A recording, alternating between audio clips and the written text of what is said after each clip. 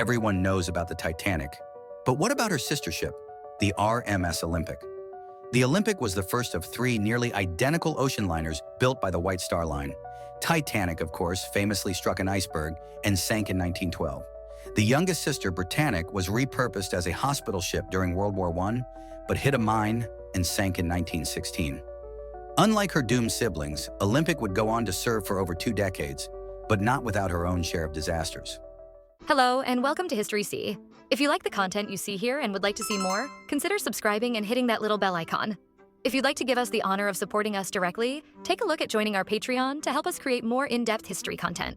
As a member, your name will be featured in every video, and the 3 longest subscribed patrons will have their names enlarged and in gold among the other members. Your support keeps history alive and helps us bring forgotten stories to life. Every contribution makes a difference, and we're grateful to have you on this journey with us.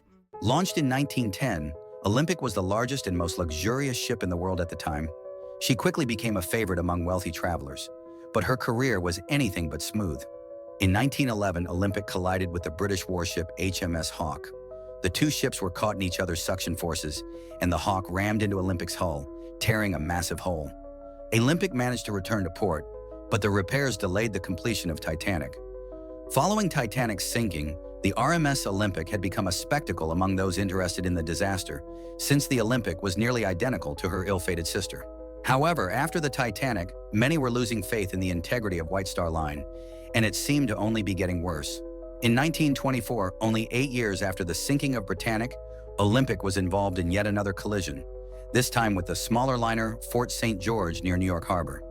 Fortunately, there were no casualties and both ships were able to reach port for repairs. But this was yet another reminder of the risks of maneuvering such a massive ocean liner in busy waterways. When World War I broke out, Olympic was taken out of luxury service and converted into a troop transport.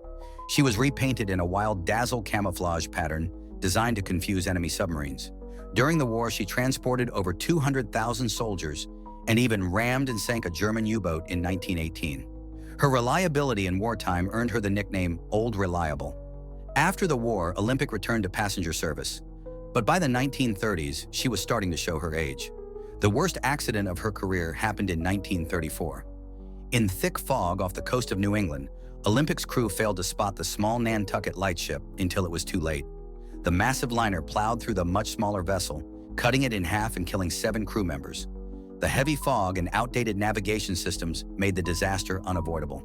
With newer, faster ocean liners entering service and the Great Depression reducing demand for luxury travel, Olympic was officially retired in 1935. She was sold for scrap, but some of her interiors were salvaged and installed in hotels and buildings, keeping a small part of her legacy alive. Though Titanic's fate is infamous, Olympic left her own mark on history, a ship of luxury, war, and tragedy, remembered as the only one of her class to complete a full career.